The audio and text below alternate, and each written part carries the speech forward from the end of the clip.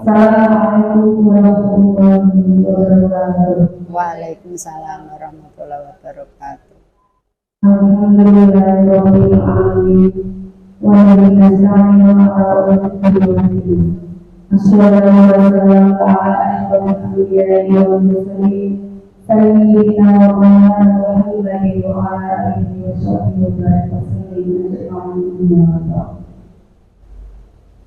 Ibu dari Ositator selaku Kepala SMP Negeri Bangkang yang kami hormati Bapak Sumarno SPDI selaku narasumber, kepada yang kami hormati Bapak Ibu Guru yang telah berkenan hadir. Sebelum acara dimulai, marilah kita mengajarkan puji dan syukur kepada Allah Subhanahu wa Ta'ala yang telah melimpahkan segala nikmat-Nya kepada kita semua, sehingga pada siang hari ini kita dapat belajar dan berkumpul dalam acara berbagi praktik baik penerapan budaya positif di sekolah dalam keadaan sehat walafiat. Selawat serta salam semoga telah tetap tercurahkan kepada junjungan kita Nabi Agung Muhammad SAW yang kita harapkan syafaatnya di yaumil qiyamah. Amin ya rabbal alamin. Sebelum memasuki acara pada siang hari ini, perkenalkanlah saya sebagai orang akan membacakan susunan acara yang akan terselenggara. Acara yang pertama yaitu penggunaan, acara yang kedua yaitu penggunaan kepala sekolah, acara yang ketiga yaitu penyampaian materi penerapan budaya positif, acara yang keempat yaitu tanya jawab dan diskusi. Selanjutnya acara yang kelima yaitu meninggal acara yang pertama yaitu pembukaan. Marilah kita membaca dalam acara ini dengan bacaan dari acara yang kedua yaitu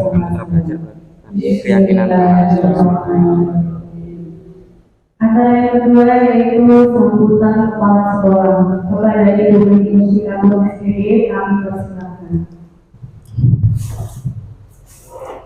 Terima kasih. Bismillahirrahmanirrahim. Assalamualaikum warahmatullahi wabarakatuh. Waalaikumsalam warahmatullahi wabarakatuh. Yang saya hormati Bapak Ibu Guru SMP Negeri 5 Rembang, yang saya hormati narasumber Bapak Sumarno SPDI yang nanti akan melakukan berbagi praktik baiknya. Bapak Ibu, sebelumnya marilah kita semua memanjatkan puji syukur kehadirat Allah Subhanahu wa Ta'ala, karena hanya dengan kuasanya Bapak Ibu kita semua bisa berkumpul di aula ini untuk kita berbagi ilmu, terutama nanti ini Pak Marno yang akan berbagi praktik baiknya untuk kita semua. Selamat distar salam, marilah senantiasa kita curahkan untuk Nabi kita Nabi Muhammad SAW. Semoga kita semua di akhirat kelak bisa memperoleh syafaat dari beliau. Amin ya rabbal alamin. Bapak Ibu, ini saya ucapkan terima kasih dan selamat untuk Pak Marno yang hari ini bisa berbagi apa yang sudah dilakukan untuk anak-anak di SMP Negeri 5 Rembang dan ternyata itu membuahkan hasil yang positif. Bapak Ibu, berbagi praktik baik yang dilakukan oleh Pak Marno hari ini adalah penerapan budaya positif di sekolah. Jadi ini di PMM itu juga ada, ya, disiplin positif kalau di PMM istilahnya, ya. Nah ini Pak Marno dari disiplin positif itu dijadikan sebuah budaya positif. Bagaimana kita menggunakan disiplin positif menjadi sebuah budaya sehingga kita dalam proses pembelajaran, membimbing, membina anak-anak itu dengan cara-cara yang positif, dalam arti tetap menjaga harkatnya anak-anak, harkat dan derajatnya anak-anak itu tetap dijaga. Biasanya diawali dengan, kalau dulu kita sebut dengan kontrak belajar atau komitmen awal, tetapi sekarang disebut dengan keyakinan kelas. Keyakinan kelas itu tidak hanya dibuat bersama antara wali kelas dengan siswa dalam kelas tersebut, tetapi semua guru mapel bisa membuat keyakinan kelas. Bisa membuat keyakinan kelas agar ketika proses pembelajaran, kegiatan pembelajaran bisa berlangsung dengan baik, anak-anak bisa memunculkan potensi-potensi yang dimilikinya. Tentunya Bapak Ibu juga harus menggunakan diferensiasi pembelajaran. Oke, diferensiasi pembelajaran itu tetap juga harus dilakukan agar kebutuhan siswa di dalam kelas itu bisa terpenuhi. Karena beda mapel, beda karakternya anak-anak. Mungkin keyakinan kelas guru mapel IPA berbeda dengan keyakinan kelas dari guru PJOK. Berbeda dengan keyakinan kelas guru kesenian. Karena masing-masing anak punya karakteristik masing-masing. Bapak Ibu, jadi tolong ketika nanti Pak Marno sudah berbagi praktik baik di disiplin positifnya, monggo penjenengan bisa mengadaptasikan sesuai mapel penjenengan masing-masing. Pak Marno mapelnya PAI, Pendidikan Agama Islam, bisa diadaptasikan. Bisa langsung penjenengan gunakan ketika pas sesuai atau nanti disesuaikan dengan kondisi mapelnya masing-masing. Ngaten nggih Bapak Ibu. Jadi sehingga tidak ada sebutan atau kalimat-kalimat negatif yang muncul dari kita ketika kita menggunakan disiplin positif. Jadi kita berpositif thinking terhadap anak juga yang muncul itu memunculkan potensi-potensi positifnya. Ngaten nggih. Jadi Pak Marno tolong nanti bisa dibagi ilmunya, berbagi praktik baik yang disiplin positif seperti apa yang penjenengan terapkan sehingga penjenengan bisa dekat dengan anak-anak. Anak-anak itu misalnya melakukan kesalahan atau pelanggaran tata tertib, begitu saat penjenengan mengingatkan tidak merasa dijustice, tetapi anak sadar dengan sendirinya bahwa itu salah sehingga bisa menerima dan bisa langsung memperbaiki. Jadi kita memiliki atau mengambil langkah-langkah seperti itu Bapak Ibu, anak-anak itu menjadi tenang, nyaman karena tidak selalu disalahkan terus. Kadang anak-anak disalahkan terus, apa titik salah itu malah tidak berkembang menjadi baik jiwanya. Tetapi ketika menggunakan disiplin positif, insya Allah nanti anak-anak akan bisa berkembang baik secara jasmani maupun rohani. Gitu nggih Pak Marno. Jadi tolong disiplin positif yang sudah dilakukan bisa dibagi di sini karena judulnya disiplin positif di sekolah. Semoga nanti yang disampaikan Pak Marno bisa kita terapkan langsung di SMP 5. Ngaten nggih Bapak Ibu ya. Disiplin positif yang dilakukan oleh Pak Marno semoga juga bisa langsung kita terapkan. Saya yakin penjenengan semua juga sudah melakukan disiplin positif, tetapi sharing itu perlu kita lakukan agar kekuatannya bisa semakin kuat. Jadi disiplin positif yang sudah Bapak Ibu lakukan untuk anak-anak bisa semakin kuat karena ada berbagi dari beberapa Bapak Ibu guru yang sudah berhasil melakukannya dengan baik. Saya kira demikian Bapak Ibu. Selamat mengikuti berbagi praktik baik bersama Pak Marno. Semoga ilmu yang nanti kita terima bisa kita aplikasikan untuk anak didik kita, membawa kemanfaatan untuk diri kita dan untuk sekolah. Terima kasih, kurang lebihnya mohon maaf. Assalamualaikum warahmatullahi wabarakatuh. Waalaikumsalam warahmatullahi wabarakatuh.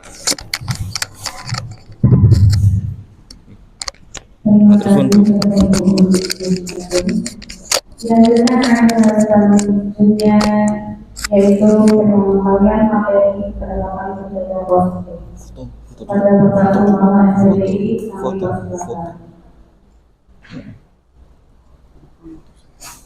Dulu guys. Ya, terima kasih.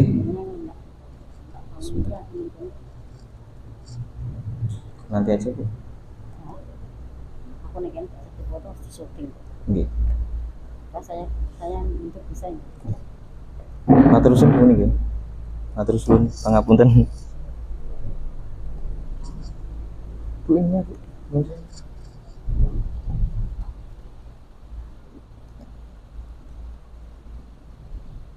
Biasanya begini. Izin berdiri Bapak Ibu. Bismillahirrahmanirrahim. Assalamualaikum warahmatullahi wabarakatuh.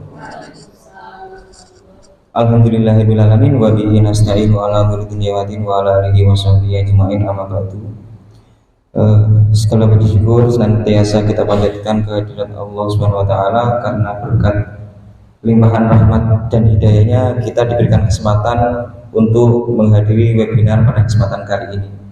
Sholawat serta salam senantiasa kita hadirkan ke junjungan kita Nabi besar Muhammad Rasulullah SAW. Semoga kita mendapatkan syafaatnya, diakui umatnya, dan masuk surga bersama-sama. Amin Allahumma amin. Bapak Ibu, untuk kesempatan kali ini ada beberapa hal yang ingin saya sampaikan dalam webinar kali ini, ya. Terutama ada yang kaitannya dengan penerapan pemahaman budaya positif di sekolah. Bapak Ibu, seperti tadi yang disampaikan oleh Bu Nik, bahwa ada yang namanya keyakinan kelas, ada yang namanya disiplin positif. Ya, itu juga akan kita bahas nanti. Kemudian cara melanggar anak tadi kan sudah disampaikan Bu Nik juga, bahwa anak itu tidak mesti harus disalahkan berkali-kali. Nanti juga akan kita bahas bagaimana cara penyelesaiannya. Akan tetapi saya ingatkan lagi kepada Bapak Ibu semua bahwa yang Bapak Ibu panjenengan lakukan di sekolah selama ini, ya, sebelum mungkin nanti saya sampaikan beberapa hal itu dari panjenengan semua sudah saya amati. Beberapa mungkin dari Bapak Ibu guru yang paling sering Pak Teguh, karena dulu sering kemana-mana bersama. Oh Pak Teguh kalau menangani anak itu seperti ini, sudah menerapkan beberapa yang ada di modul, cuma belum mengerti teorinya itu yang seperti apa. Jadi kemarin ketika saya diskusi dengan fasilitator bahwa mayoritas guru itu memang sudah ada yang menerapkan, cuma belum tahu terkait teorinya seperti apa. Yang kedua, teorinya 1, 2, 3, 4, 5, tapi kita meloncat-loncat dari nomor 1 dulu ke nomor 5, baru ke nomor 3, dan seterusnya. Seperti itu Bapak Ibu. Pada kesempatan kali ini izin menyampaikan terkait aksi nyata saya pada modul 1.4, yaitu budaya positif, dengan judul menyebarkan pemahaman dan penerapan pemahaman pengalaman budaya positif.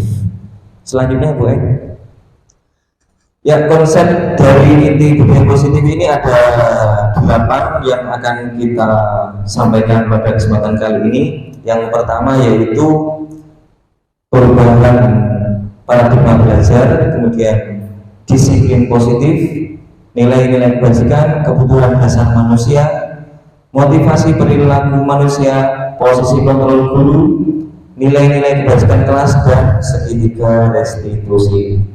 Selanjutnya baik, yang pertama yaitu pembelajaran dengan paradigma baru, seperti yang Bapak Ibu lihat bahwa itu ada gambar profil pelajar Pancasila dengan 6 dimensinya, merupakan pembelajaran yang dirancang, pembelajaran berdiferensiasi sehingga para peserta didik belajar sesuai dengan kebutuhannya berdasarkan tahap perkembangan sesuai dengan teori psikologi modern untuk mewujudkan pelajar Pancasila.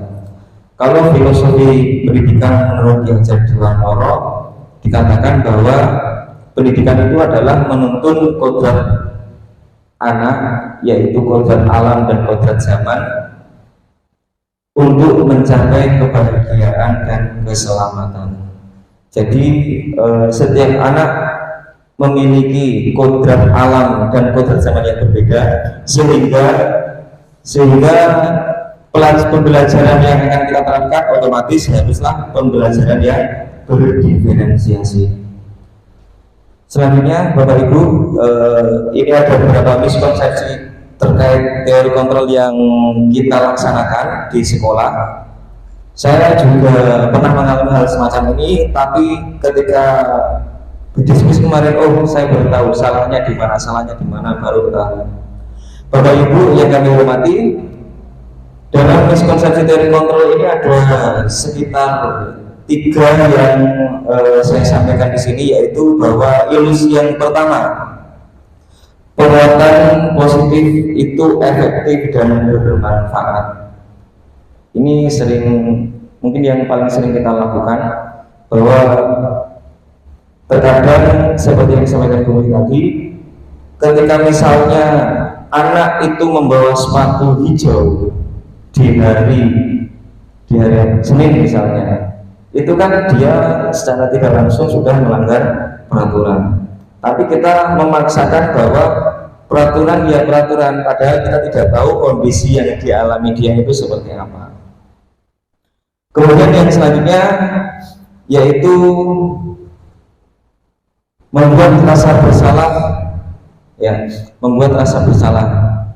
terutama terkait kompetensi dan tingkat belajar peserta didik. Misalnya yang seperti di gambar itu ada anak yang nilainya di bawah KKM. Apabila kita menjustis dia karena kamu tidak bisa memahami apa yang saya pelajari, kok bisa seperti itu, padahal saya sudah menyampaikan dengan penuh semangat, sudah saya sampaikan dari awal sampai akhir, tidak seperti itu.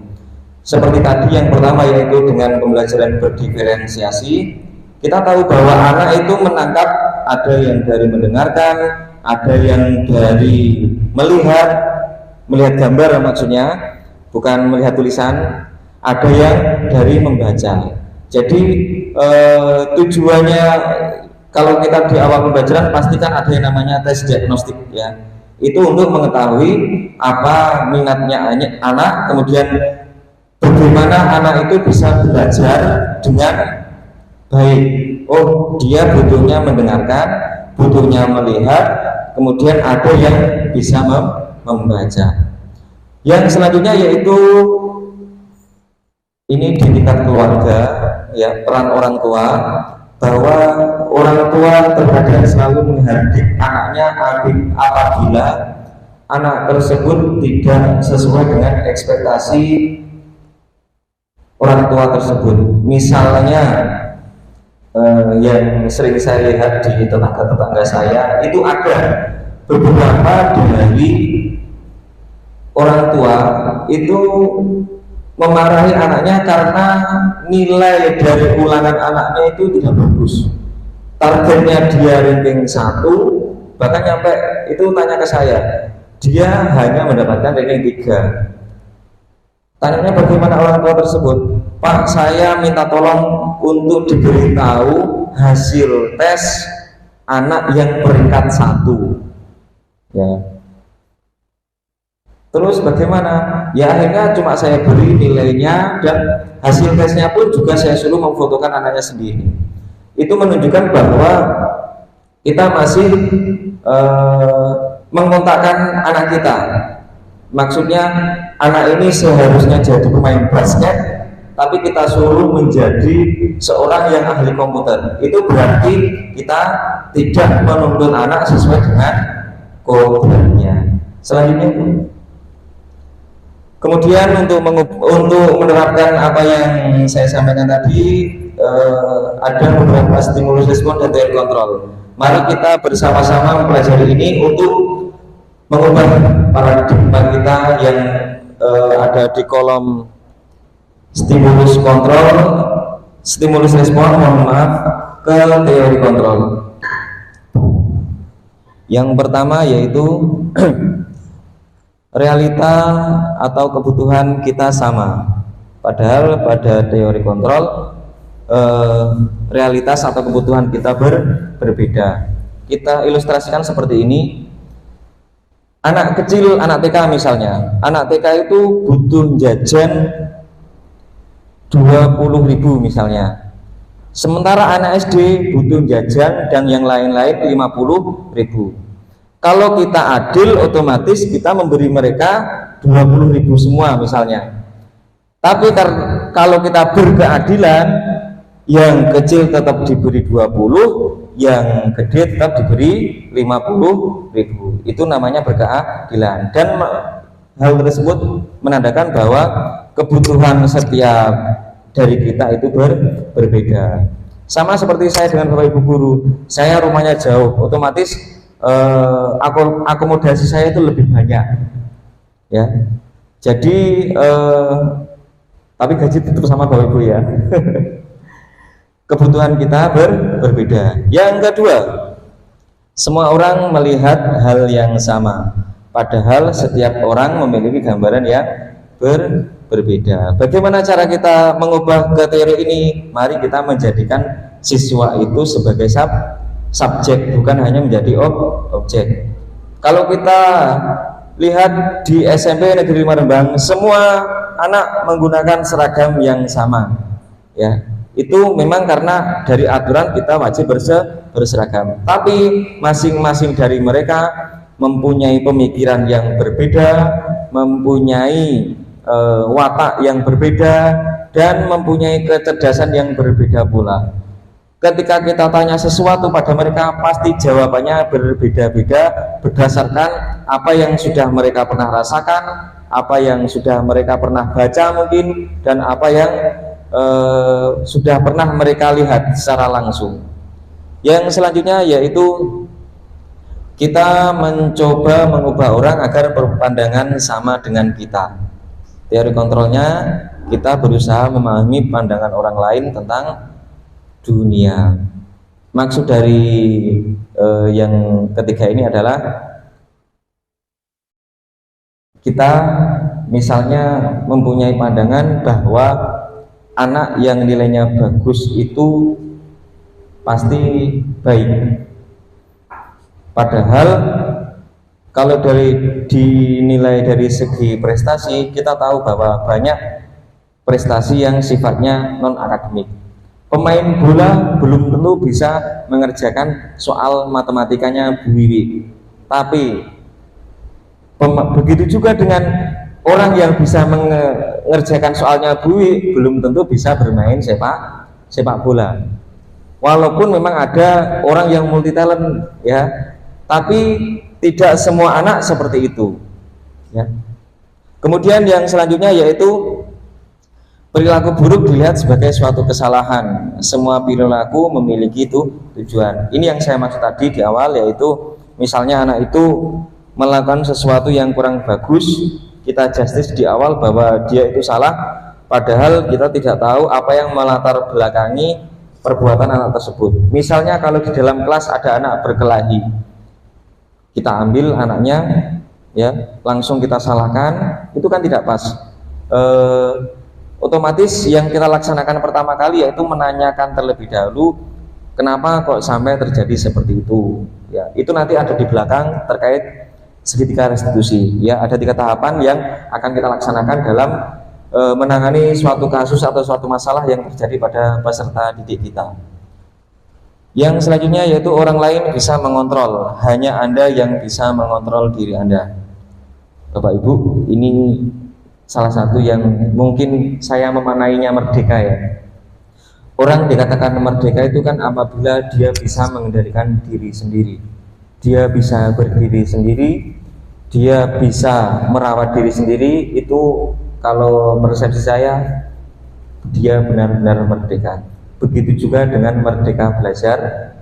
Seharusnya anak-anak kita itu sudah bisa belajar, sudah tidak kita kendalikan lagi, tapi bisa mengendalikan diri sendiri. Ketika misalnya ada bel masuk, tidak usah nunggu Bapak Ibu guru menyuruh dia masuk, dia sudah masuk. Nah, itu yang perlu kita tanamkan kepada anak-anak didik kita supaya tergugah motivasi intriksinya, ya, bukan dari ekstrinsiknya. Ketika motivasi sudah tergugah atau terbangun dari dalam diri sendiri, otomatis apabila dia melakukan sesuatu dengan sukarela. Tapi kalau motivasinya masih ekstrinsik dari luar, dari paksaan kita, dari ajakan temannya, itu hanya beberapa saat saja, tidak mungkin bisa seutuhnya. Kemudian yang selanjutnya yaitu pemaksaan ada pada saat bujukan gagal.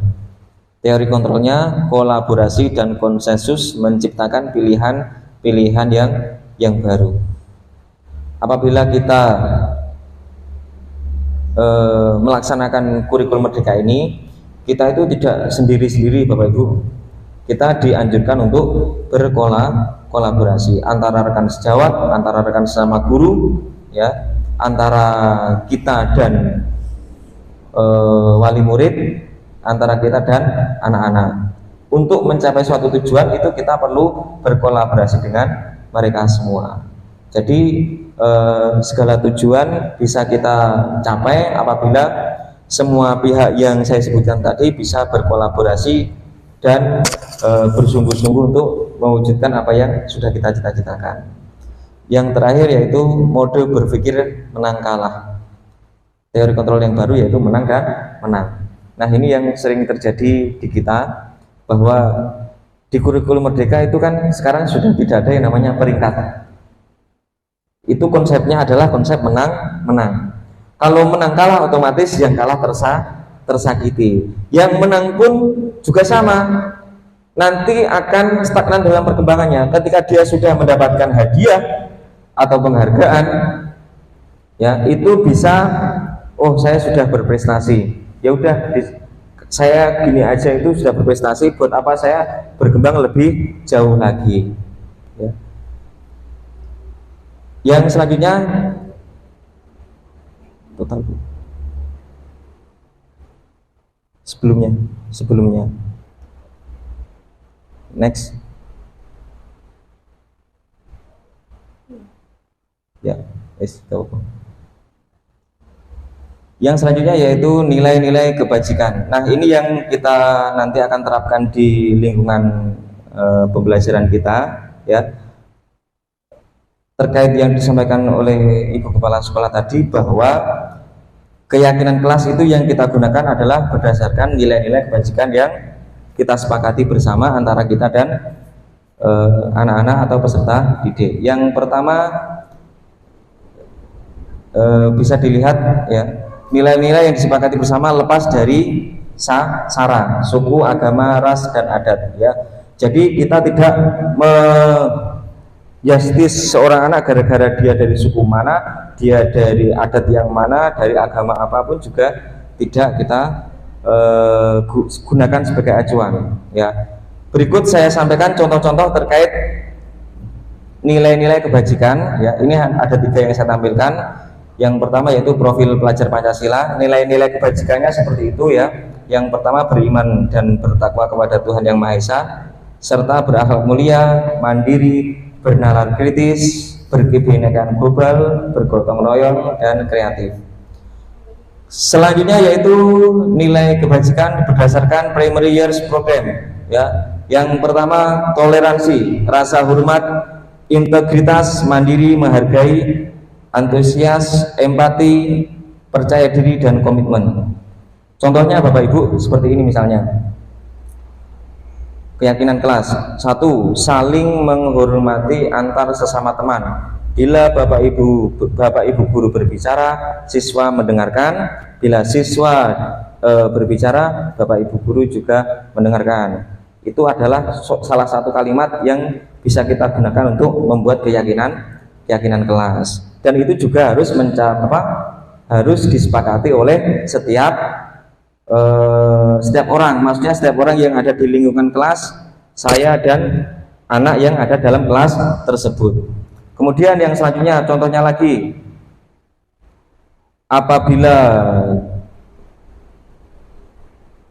apabila ada teman yang tertidur misalnya, untuk saling mengingatkan agar mengikuti pelajaran dengan baik. Itu menumbuhkan rasa empati kita terhadap orang lain. mengerjakan tugas tepat waktu. Nilai kebajikannya apa? Tanggung jawab. Yang selanjutnya, yang terakhir yaitu contoh yang saya tampilkan, keterampilan hidup, dapat dipercaya, lurus hati, pendengar yang aktif, tidak merendahkan orang lain, memberikan yang terbaik dari diri sendiri, bersemangat dalam mengikuti pembelajaran. Itu contoh salah satu keyakinan kelas yang akan kita buat. Next slide.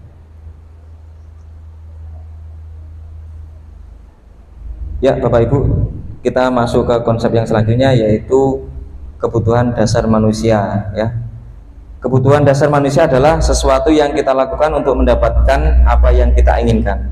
Seluruh tindakan yang kita lakukan memiliki tujuan tertentu, dan semua usaha terbaik yang kita lakukan adalah dalam rangka agar kebutuhan dasar kita terpenuhi dengan baik.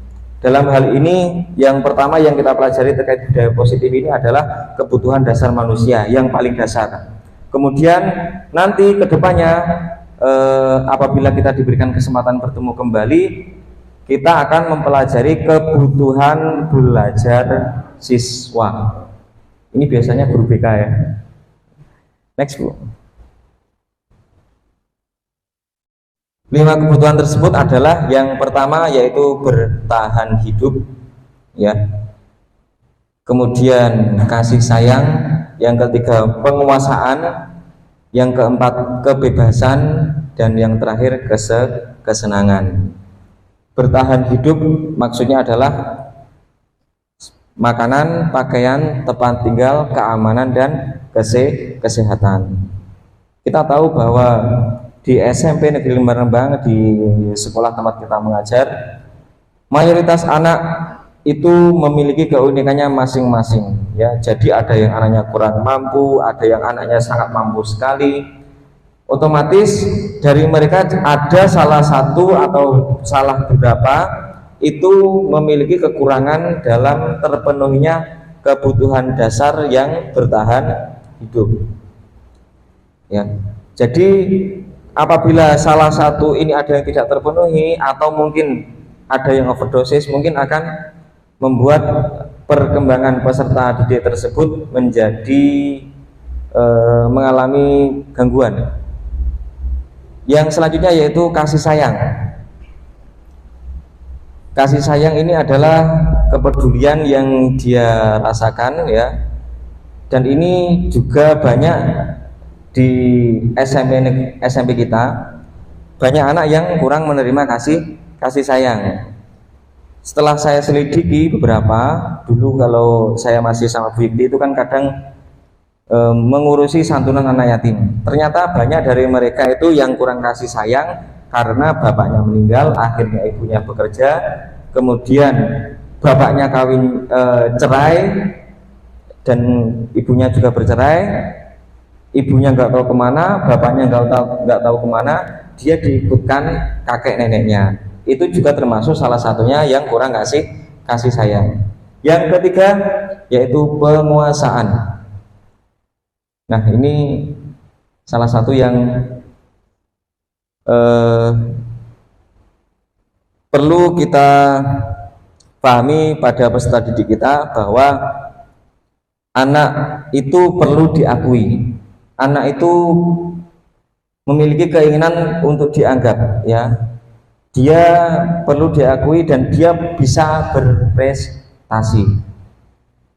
Jadi kita tidak bisa menjustis anak yang misalnya kurang dalam satu pelajaran yang satu tapi yang lain bisa, berarti otomatis anak itu tidak bisa kita justis, kamu tidak bisa berprestasi. Padahal bisa berprestasi mungkin di bidang yang lain. Yang selanjutnya yaitu kebebasan. Nah, kebebasan ini adalah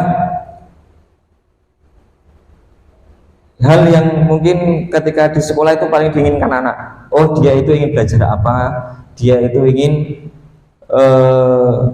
memilih apa yang dia sukai. Mayoritas anak SMP 5 pelajaran yang paling suka apa? Misalnya dia suka olahraga, pelajaran favoritnya olahraga, ya. Bagaimana dengan pelajaran yang tetap diikuti? Yang selanjutnya yaitu kesenangan. Kesenangan ini biasanya di lingkungan keluarga yang paling banyak, ya.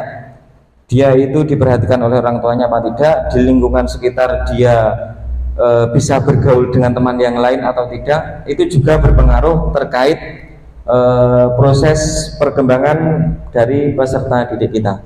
Dan apabila 5 kebutuhan dasar ini mungkin ada beberapa hal yang tidak bisa terpenuhi, maka proses perkembangan dari peserta didik otomatis akan terganggu. Seperti yang saya sebutkan tadi, dari bertahan hidup aja dia sudah kurang.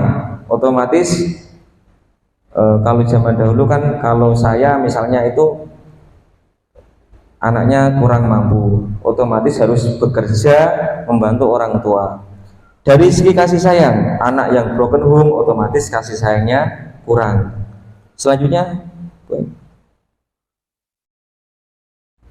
ya, ini yang saya sebutkan di awal tadi terkait motivasi, ya. Motivasi perilaku manusia itu ada 2. Yang pertama motivasi ekstrinsik, yang kedua motivasi intrinsik. Motivasi ekstrinsiknya yaitu untuk menghindari ketidaknyamanan atau hukuman. Yang kedua, mendapatkan imbalan atau penghargaan dari orang lain. Nah, bagaimana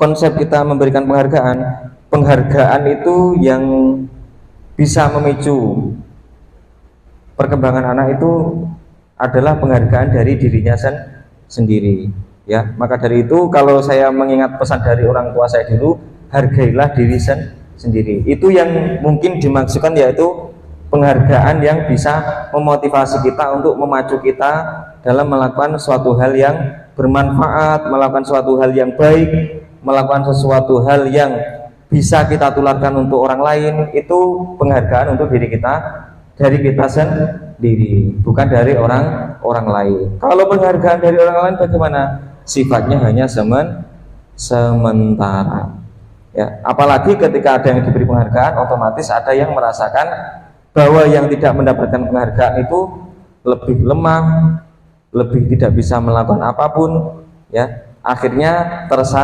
tersakiti. Intinya pada kesempatan kali ini kita akan berfokus pada apabila kita menghukum, apabila kita memberikan pembelajaran anak itu tanpa menyakiti hati mereka. Kemudian yang selanjutnya yaitu motivasi intrinsik. Nah, ini yang akan kita tumbuhkan kepada peserta didik kita, ya. Motivasi intrinsik, ya. Motivasi intrinsiknya bagaimana? Oh, saya ingin menghargai diri sendiri dengan nilai-nilai yang saya percayai. Seperti tadi nilai-nilai kebajikan yang saya contohkan, saling menghormati. Kita akan dihormati oleh orang lain apabila kita menghormati diri sendiri. Kita akan mendapatkan sesuatu yang kita inginkan apabila kita bertanggung jawab. Oh, saya mendapatkan nilai bagus karena saya mengumpulkan tugas tepat waktu. Itu contoh yang bisa saya sampaikan. Yang selanjutnya, berarti Bu ya, animasi ya ternyata ya, animasi dewe ya. Ya, ini perbedaan dari perlakuan yang kita berikan kepada anak ada 3, yaitu hukuman, konsekuensi, dan restitusi. 2 tersebut itu dari ekstrinsik, dan yang satu itu adalah kolaborasi sama ekstrinsik juga, cuma kita sudah ke penerapan yang lebih moderat lagi. Kita ke yang pertama terlebih dahulu, yaitu hukuman. Hukuman itu tidak terencana, ya. Seperti yang saya lakukan sebelumnya, bahwa saya mengambil sepatu secara tiba-tiba karena ada murid yang melanggar karena membawa sepatu kaos kaki yang tidak sesuai. Kemudian murid tidak tahu apa yang terjadi. Nah, ini biasanya kalau yang saya amati di sini itu kadang ada beberapa anak yang sering telat. Ya. Ada anak yang ke kamar mandi dan ada anak yang telat. Anak yang telat dihukum dan anak yang ke kamar mandi itu baru datang juga ikut dihukum. Akhirnya dia tidak mengetahui apa kesalahannya dan ikut mendapatkan hukuman. Kemudian bersifat satu arah dan hukumannya pun juga bersifat fisik maupun psikis. Ya. Jadi segala sesuatu yang kita lakukan terkadang itu bisa masuk ke ranah yang ini. Maksudnya bukan restitusi yang kita lakukan, tapi hukuman yang kita terapkan. Yang kedua yaitu konsekuensi. Terencana, disepakati sesuai aturan, murid dibuat tidak nyaman, sikap guru selalu memonitor murid. Sekarang ada ilustrasi Bapak Ibu seperti ini. Ada anak sama-sama telat, ya, tapi di hari yang berbeda. Ada misalnya si Andi telat di hari Selasa pelajaran bahasa Inggris. Dia disuruh lari selama 10 putaran. Itu termasuk hukuman apa konsekuensi Bapak Ibu? Termasuk hukuman atau konsekuensi? Hukuman. Kemudian ada anak telat di hari Rabu, dia pelajaran olahraga.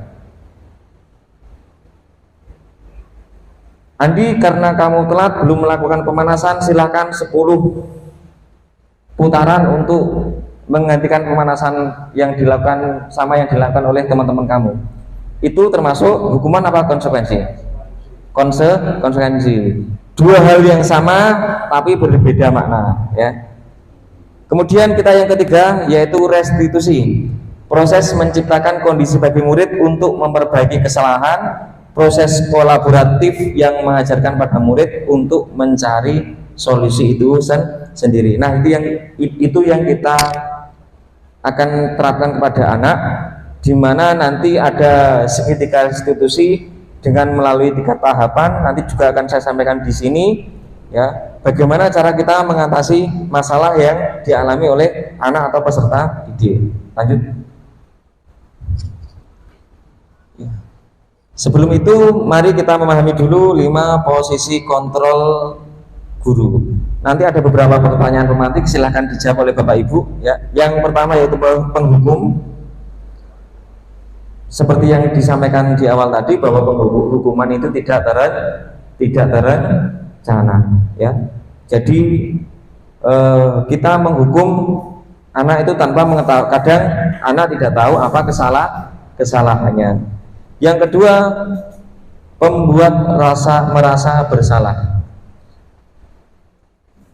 Ini biasanya ketika kita menanyai anak itu, mayoritas pertanyaan kita bahwa oh aturannya seperti ini, kamu seharusnya seperti ini, tanpa mengetahui apa yang sudah terjadi pada anak. Jadi pada yang kedua ini adalah hanya membuat anak tersebut merasa bersalah, sehingga motivasinya untuk melakukan sesuatu akhirnya berkurang. Yang selanjutnya yaitu teman. Ini yang disampaikan Bu Muni beberapa waktu lalu, bahwa kita seorang guru harus bisa menjadi rekan bagi peserta didik kita. Kalau kita misalnya sedang beristirahat, mari kita berbaur dengan anak atau peserta didik. Kita tanya tadi habis ngapain aja, apa yang dipelajari, kemudian yang menarik itu yang kamu pelajari tadi apa, supaya terjadi komunikasi yang baik antara kita dan peserta didik. Kemudian pemantau. Ya, pemantau ini biasanya banyak yang dilakukan oleh pembina OSIS, Pak, ya. Kita mantau aturan terlaksana secara menyeluruh atau tidak. Ya. Kemudian yang terakhir yaitu manajer. Ini adalah yang mungkin akan kita laksanakan, bahwa kita sebagai manajer itu harus mengetahui apa yang terjadi pada anak, apa yang terbaik untuk anak, dan solusi keluar dari masalah yang anak alami itu seperti apa. Selanjutnya dulu. Ya. Contoh penerapan 5 posisi kontrol guru kasus siswa tidak memakai atribut lengkap saat pacaran. Ini langsung saya berikan contohnya. Mohon maaf, ini mungkin ada yang terjadi di SMP 5 atau mungkin tidak ada yang terjadi di SMP 5. Tapi ini sekali lagi yang saya sampaikan hanya ilustrasi seperti yang saya sampaikan di awal tadi. Mohon maaf bila mungkin ini pernah terjadi di sekolah kita. Yang pertama, penghukum. Hormat kepada bendera selama 1 jam. Misalnya ada anak rame disuruh ke belakang, disuruh hormat selama 1 jam. Setelah upacara hormat di depan tiang bendera selama 1 jam. Itu adalah posisi kita sebagai penghukum. Yang kedua, berapa kali ibu atau bapak harus beritahu kamu, tetapi kamu selalu membuat ibu kecewa. Ya, misalnya, besok kamu pakai sepatu hitam ya, hari Selasa pakai sepatu putih lagi, Rabunya pakai sepatu putih lagi, Kamisnya pakai sepatu putih lagi. Nah, ini membuat anak merasa bersalah. Ya, karena apa?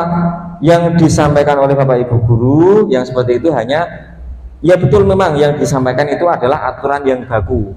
Ya, berarti tidak ada kebijakan-kebijakan yang bisa diberikan kepada anak. Yang selanjutnya,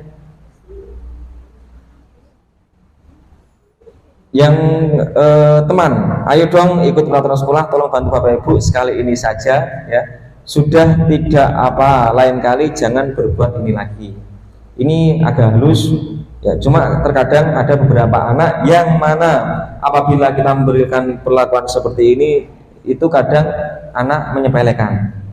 Tapi ini adalah salah satu posisi kontrol yang mungkin bisa kita gunakan kepada peserta didik kita. Kemudian pemantau, kamu sudah melanggar peraturan sekolah berapa kali? Kamu tahu konsekuensinya setelah ini, misalnya. Itu posisinya sebagai pemantau. Kita tahu bahwa apabila kita menerapkan kedisiplinan kepada anak, otomatis kita punya beberapa catatan terkait rekam jejaknya anak. Jadi kadang kita menyampaikan bahwa kamu sudah menyampaikan melanggar ini sudah berapa kali, konsekuensinya apa, seperti itu. Dan yang terakhir yaitu posisi manajer ya. Apakah kamu tahu kesalahanmu? Kira-kira bagaimana kamu memperbaiki kesalahanmu? Nah, ini posisi yang akan kita usahakan terapkan secara maksimal ya. Nanti posisi guru, kontrol guru sebagai seorang manajer ya.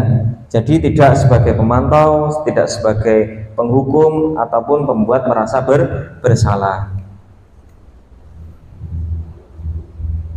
Bapak Ibu, tolong disimak terlebih dahulu. Ini ada beberapa pertanyaan pemantik. Saya kecewa sekali dengan kamu. Posisi kontrol apakah aku ketika panjenengan atau saya mengeluarkan statement seperti itu? Kita ada di posisi kontrol yang mana? Merasa bersalah. Yang selanjutnya,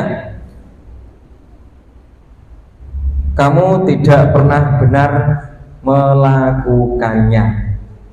Kita di posisi kontrol yang mana?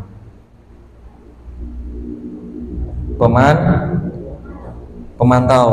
Selanjutnya, apa rencanamu untuk menyelesaikan masalah ini? Apa? Posisi apa? Kontrol apa aku? Manajer. Yang selanjutnya,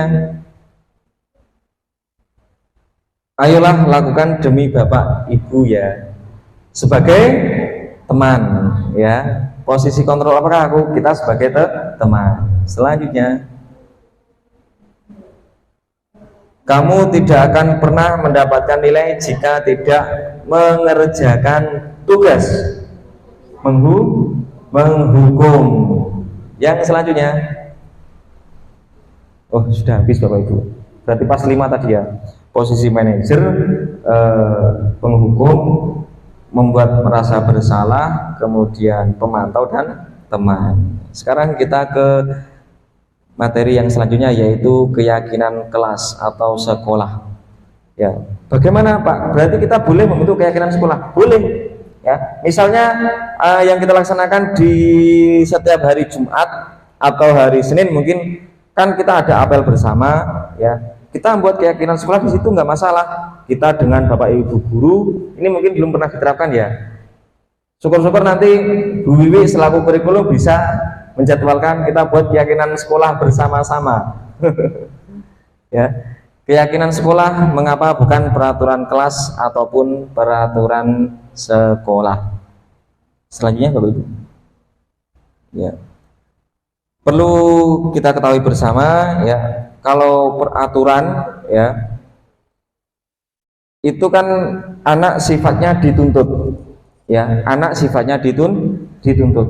Padahal di awal tadi tak sampaikan bahwa pendidikan itu menuntun sesuai dengan kodrat anak, yaitu kodrat alam dan kodrat zaman untuk mencapai kebahagiaan dan keselamatan. Maka dari itu kita otomatis harus membuat keyakinan kelas yang mana dalam keyakinan kelas itu terdapat nilai-nilai kebajikan, ya, nilai-nilai kebaikan yang akan kita gunakan untuk mencapai itu tujuan, ya.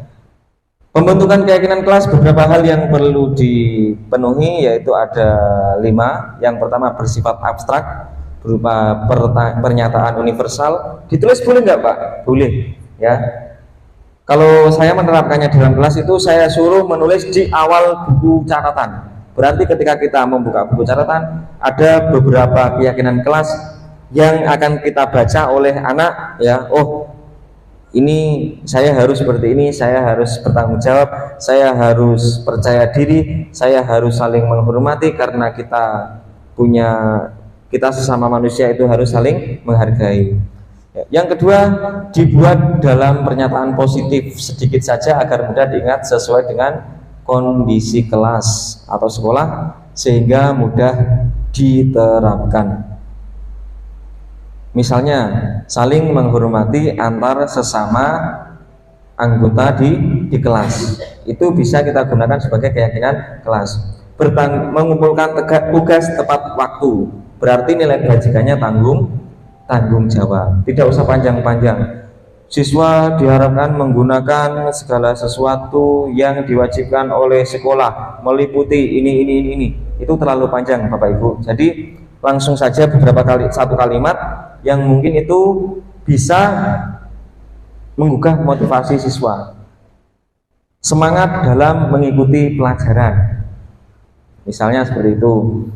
Yang selanjutnya semua warga sekolah atau warga kelas dilibatkan dalam membuat keyakinan sekolah atau kelas. Bila kita membuat keyakinan sekolah berarti semua warga sekolah, Bapak Ibu guru, tim administrasi sekolah, kemudian murid, ya, petugas kebersihan dan lain sebagainya, komite, kemudian wali murid juga dilibatkan, ya, dalam pembentukan keyakinan sekolah. Kalau keyakinan kelas berarti otomatis wali kelas, peserta didik, ya, dan juga Bapak Ibu guru yang sifatnya mengajar mapel tertentu bisa membuat keyakinan kelas sendiri, ya. Apabila kita membuat keyakinan kelas yang mapel terutama, kita tanya terlebih dahulu, oh, kelas ini sudah membuat keyakinan kelas dengan wali kelas apa belum? Kalau belum berarti nanti bisa digunakan membuat keyakinan kelas sendiri. Tapi kalau sudah, baiklah, karena kalian sudah membuat keyakinan kelas dengan wali kelas, berarti yang guru mapel bisa sifatnya yang namanya menambahkan. Tetap menggunakan keyakinan yang dibentuk oleh wali kelas, tapi tidak lupa kita hanya menambahkan keyakinan kelas apa yang akan kita tambahkan dalam kelas tersebut. Bapak Ibu, kita ke segitiga restitusi terlebih dahulu, ya. Ini terkait kita dalam menangani suatu masalah yang dialami oleh anak atau peserta didik, ya. Kita menggunakan tahap segitiga restitusi, terdiri dari 3 tahapan, ya. Sebelumnya, apa itu segitiga restitusi? Yaitu suatu dialog, ya, proses dialog yang dijalankan oleh guru atau orang tua agar dapat menghasilkan murid yang mandiri dan bertanggung jawab, ya. Selanjutnya tahapan restitusi itu adalah 3 tahapan ini. Yang pertama yang paling bawah, ya. Kita tadi sudah membentuk keyakinan kelas, ya, tapi segitiga restitusi ini kita terapkan setelah keyakinan kelas kita bentuk, ya, atau keyakinan sekolah kita bentuk. Yang pertama yaitu yang paling bawah, menstabilkan identitas. Ya, tadi seperti apa yang ada dalam posisi guru, ya, itu juga yang pertama yang dilakukan kalau kita posisi manajer itu menstabilkan identitas. Yang kedua, validasi tindakan yang salah, ya, dan yang ketiga yaitu menanyakan keyakinan, ya. 3 tahapan ini secara urut itu 1, 2, 3. Tetapi dalam penerapannya ini kadang terbalik, Bu, ya. Nomor 1 dan 2 itu kadang terbalik. Selanjutnya, nah ini adalah contoh terkait bagaimana cara kita menstabilkan identitas, ya, berdasarkan prinsip membuat kesalahan agar bagian dari proses pembelajaran. Berbuat salah itu wajar, ya, itu contoh kalimatnya. Tidak ada manusia yang sempurna. Bapak juga pernah melakukan itu. Apakah kamu tahu apa yang kamu perbuat itu salah? Nah, itu proses menstabilkan masalah, ya. Kemudian contoh yang selanjutnya yaitu memvalidasi kesalahan.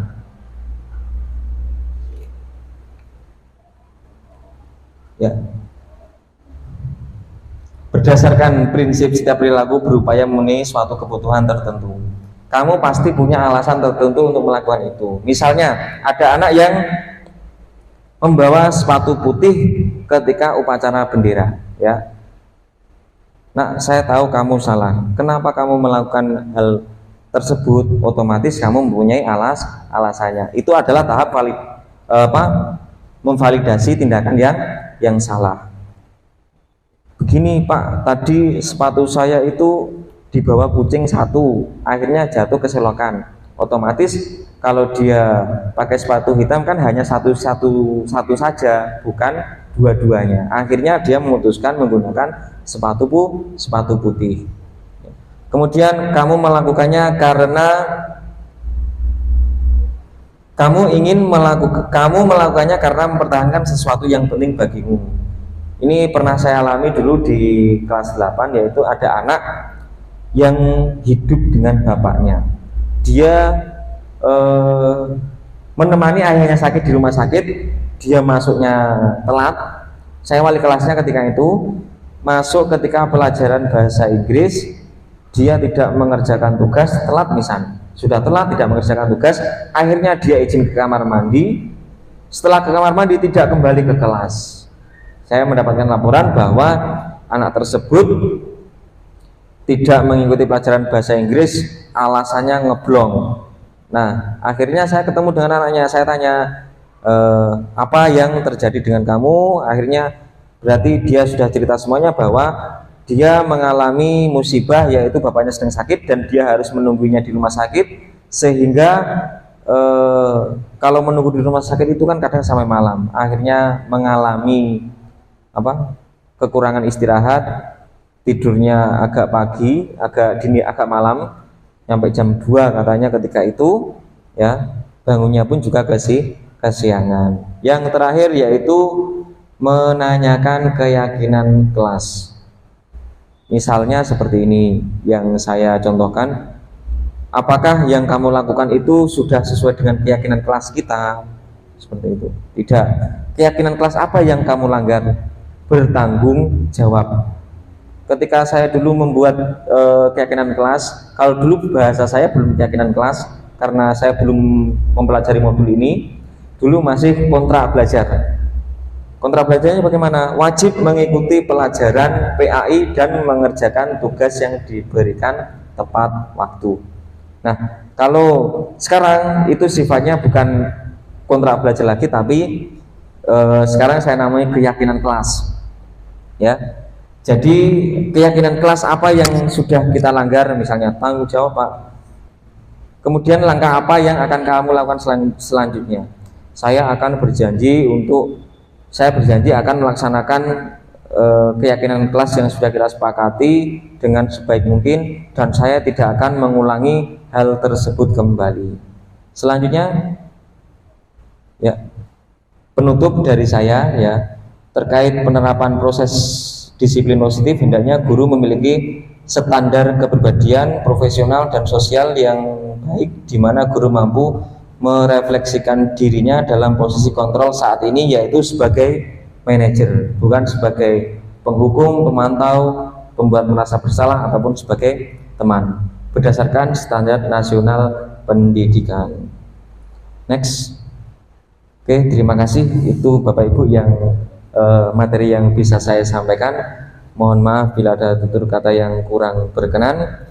Untuk Bapak Ibu yang memiliki pertanyaan, nanti ada sesi sekitar 15 menit untuk kita berdiskusi. Silahkan Bapak Ibu, apabila ada hal yang mungkin kurang jelas atau mungkin itu sesuatu yang baru dan atau mungkin itu sesuatu yang belum saya sampaikan, Pak, keyakinan kelas harusnya tidak seperti itu, silakan untuk disampaikan di dalam forum ini.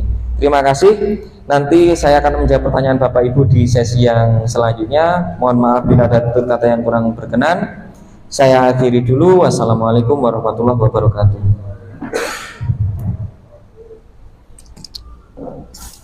Terima kasih kepada Bapak Imam BDI yang telah membagikan topik ini.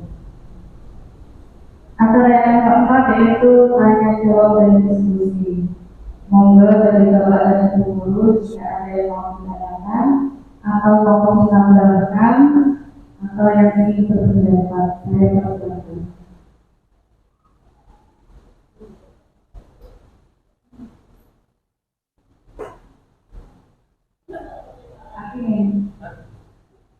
Iya.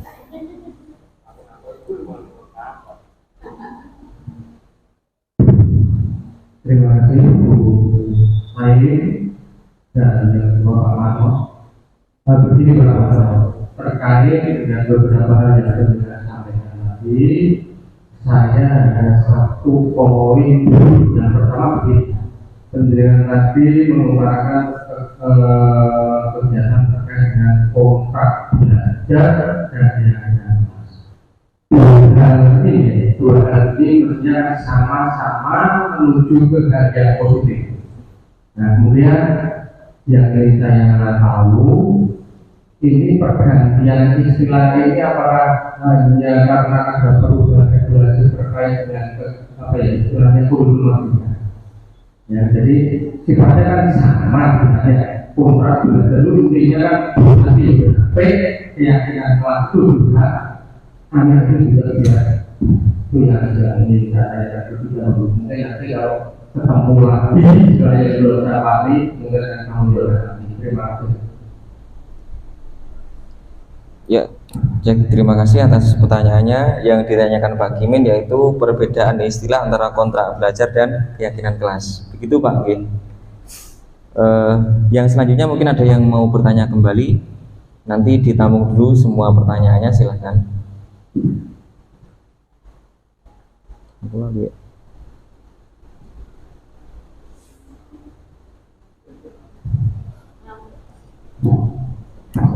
Ya, izin langsung menjawab apa yang ditanyakan Pak Kimin, yaitu terkait kontrak belajar dan keyakinan kelas. Sebenarnya itu yang saya alami ketika masih dalam proses berdiskusi dengan para fasilitator, itu sebenarnya berbeda tapi mirip, gitu nggih. Berbeda tapi mirip. Kalau keyakinan kelas itu yang kita cantumkan itu adalah nilai-nilai kebajikan. Ya, jadi kalau kontrak belajar itu kan kalau yang saya contohkan dulu itu seperti wajib menggunakan atribut semua atribut yang ada pada hari itu. Misalnya menggunakan ketika seragam OSIS, badge OSIS dan lain sebagainya itu lengkap. Nah, itu mungkin ada dalam kontrak belajar. Tapi kalau untuk keyakinan kelas ada nilai-nilai yang kita sepakati. Misalnya kita itu tanggung jawab. Ya. Misalnya seperti ini pernyataannya. Bertanggung jawab terhadap tugas yang telah diberikan atau bertanggung jawab terhadap peraturan yang sudah disepakati. Apa aturan yang sudah disepakati? Salah satunya itu menggunakan seragam sesuai dengan harinya. Kemudian contoh tanggung jawab yang lain yaitu tugas yang telah diberikan dikumpulkan tepat waktu, ya, bisa dipegang omongannya salah satunya, dan ada beberapa hal yang mungkin misalnya itu ada dalam kontrak belajar tapi tidak ada dalam keyakinan kelas. Sama seperti itu saya sebutkan tadi bahwa keyakinan kelas itu yang kita terapkan adalah nilai-nilai kebajikan. Walaupun dalam kontrak belajar pun juga sama, tetap juga ada nilai-nilai kebajikan. Cuma kalau saya melihat dalam kontrak belajar itu nilai-nilai kebajikan itu tidak dicantumkan seperti dalam keyakinan kelas. Seperti itu Pak Kimin. Mungkin ada yang ingin menambahi atau mungkin Bapak Ibu ada hal yang ingin ditanyakan kembali, kami persilahkan.